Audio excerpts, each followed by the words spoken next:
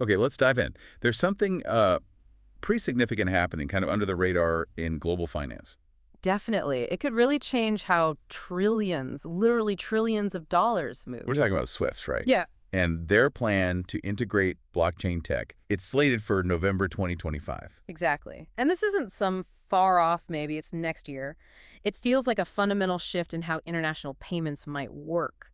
So just to set the stage, SWIFT, what is it, again, for anyone needing a quick refresher? Sure, think of it as like the main secure messaging system for banks worldwide. Connects over 11,000 institutions, something like 200 plus countries. Wow.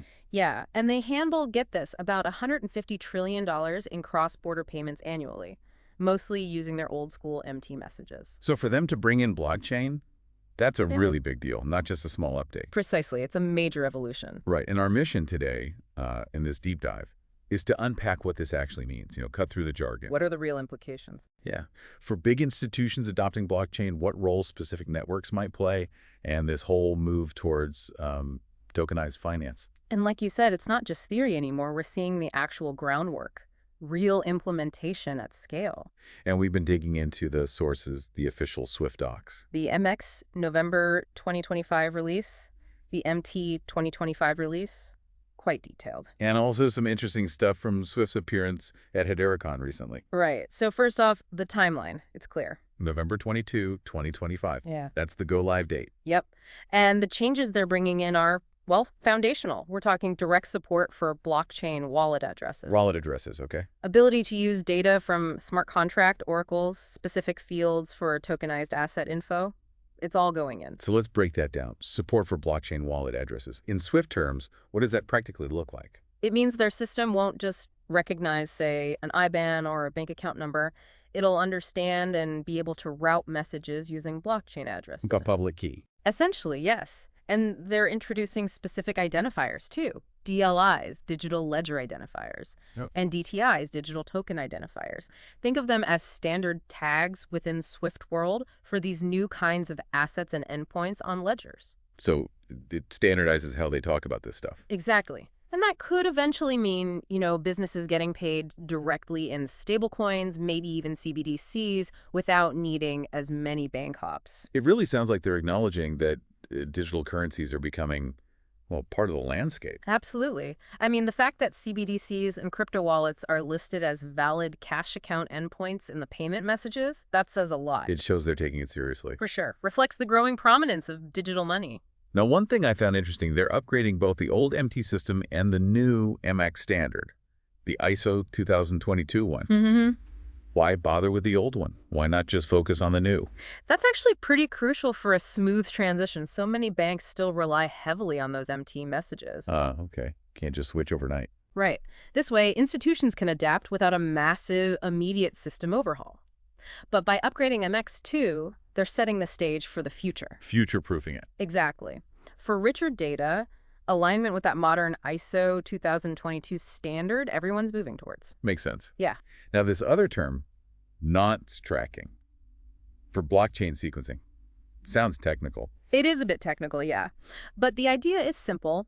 Blockchains don't always finalize transactions in the exact order they were sent. Right. Things can get confirmed out of sequence sometime. Exactly. So a nonce is like a sequence number. Including nonce tracking in the SWIFT message helps institutions track the intended order of transfers on the blockchain. So it adds reliability, like a timestamp and an order number for Yeah. the Swift world. Precisely. It ensures they can trust the sequence of these digital asset moves as reported via SWIFT, avoids potential mix-ups or disputes. Okay, that's more. And the key thing here is that these blockchain features aren't just like an add-on, they're being built into the core workflows, Integrated properly. right into the daily processes banks already use. Okay, so Swift's building the digital roads. Who's likely to drive on them? The sources mention these utility networks, like XRP Ledger and Hedera. Let's start with XRP Ledger. Sure, Ripple's been using the XRP ledger for a while now with RippleNet, focused on cross-border payments. Right, I've heard of RippleNet. They use XRP, the ledger's native asset, mainly for liquidity, bridging different fiat currencies quickly. And they have existing bank partnerships. Yeah, big names like Santander, SBI in Japan, they've demonstrated it works in the real world. What are the selling points? Speed, cost. Both, really. Transactions settle in seconds, literally, and the fees are tiny. Plus, it has some built-in stuff like escrow and payment channels that can be useful. Okay. And then there's Hedera Hashgraph, often called enterprise grade. What's different there? Hedera's angle is more about providing a super scalable, energy-efficient DLT specifically for businesses and enterprise use cases. And they have that council, right, with the big companies. Yeah, the governing council is impressive. Google, IBM, Dell, Standard Bank, big players guiding it. So what can it do? A lot, actually. Tokenizing assets, handling decentralized identity, verifying ESG data. Quite diverse. And are there live uses? Definitely. We're seeing things like tokenized carbon credits, verifiable credentials being used, and those micropayment trials in Australia you mentioned earlier. Right, micropayments. Yeah. Now, you also mentioned both XRP Ledger and Hedera aligned with ISO 2022. That sounds critical for Swift integration. It really is. Now, to be clear, the assets themselves, XRP, HBR, they don't have an ISO certificate. That's not how it works. Okay, so what does align? It's the platforms, the services, the ecosystem around them. They're built to handle data in the ISO 2022 format. So they speak the same language as the new Swift messages. Essentially, yes. No. They can create and understand messages that fit the standard. And that makes plugging into Swift's infrastructure much, much easier. And institutions will obviously prefer networks that are already proven and compliant. You'd think so. Real-world testing and compliance are huge factors for banks. Okay, let's get into the actual Swift documents. The MX release 26 pages, pretty hefty, and the MT release 7 pages. Any specific examples jump out? Oh, yeah. A really concrete one is in the MT standards, Field 97A. That's where account info goes. Okay. The old character limit, 35 characters, just isn't enough for long blockchain wallet addresses, especially things like potential CBDC address. Too short, like trying to fit a long web address on a small label. Exactly. So they're increasing the character limit. Seems small, but it's fundamental to actually using blockchain addresses in these standard messages. Makes total sense. What else? The MX release, the ISO 2022 one, gets more detailed. It allows institutions to pass along info about network fees. Like gas fees on Ethereum. Sort of, yeah. And metadata about tokenized assets. What is this token representing? That kind of info.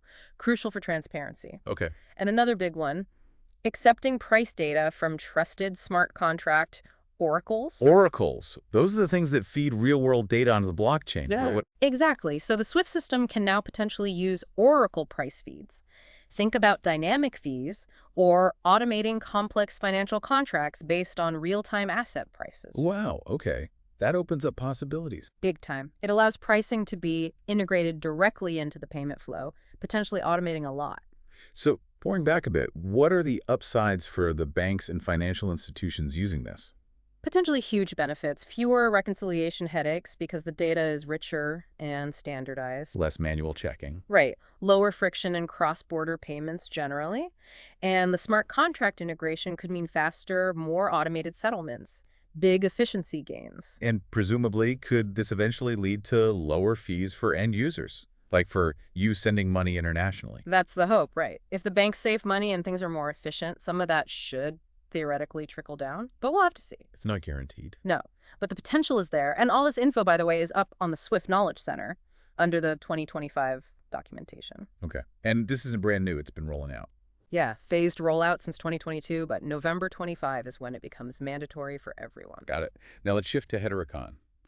Swift was there. Elisa DiCaprio spoke. What was the vibe? What were her key points? Right, Elisa DiCaprio. She's head of industry engagement for Swift Americas, used to be chief economist at R3, so she knows the space. Okay, deep background. Very.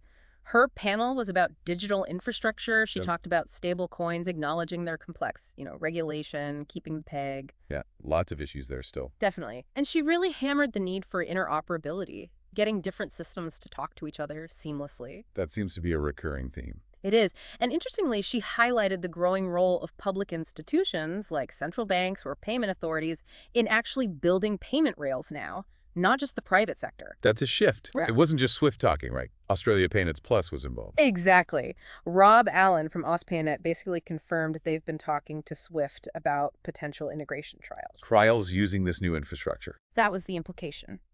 And he mentioned Australia's past experiments, like with EFT POS and Hedera on micropayment. Right. And Australia Payments Plus is now on the Hedera Governing Council. Yep. That shows a really deep level of commitment. They actually have a say in Hedera's future direction. It's a prime example of that public-private partnership building new payment systems. So even without a big SWIFT partners with Hedera headline, Right. No formal announcement like that. the conversations, the council membership, the alignment on standards, it paints a picture. It really does. It suggests a strong, growing synergy. Traditional finance and these new blockchain networks are clearly converging. It seems like SWIFT showing up at HederaCon, these comments from OSPayNet, they're all signals, right? Real-world indicators. Key signals. It shows active engagement. The discussions are happening. The alignment with ISO 2022 networks is there. Yeah. It points towards this integration becoming very real. Okay, so let's try and wrap this up. What's the main takeaway here? If you're listening to this, trying to grasp the big picture, what should you remember about SWIFT's 2025 upgrade? I think the core message is this is blockchain moving from the lab into the mainstream plumbing of global finance. Not just experiments anymore. No. SWIFT embedding this into their core system is a huge validation. It signals blockchain becoming a fundamental part of how money moves internationally. It's practical integration. And it specifically enables these blockchain-native features, the wallets, the oracles, the tokens. Right, and creates a clear path for compliant networks like XRP Ledger, like Hedera, to plug in and play a bigger role. Facilitating potentially more efficient, less friction-filled cross-border payments. Exactly. It lays the groundwork for potentially huge gains in efficiency, less friction, and definitely fuels the growth of tokenized finance globally. Okay, so final thought for you, the listener, to chew on. As traditional finance and blockchain get more tangled up like this, More interoperable. yeah, interoperable, how might that change things, not just for the big banks, but for individuals? Could it make digital assets easier to use, more fluid for everyday people down the line? What new possibilities might open up for you in how you deal with money globally? Definitely something to think about. And a space to watch very closely as we head towards November 2025.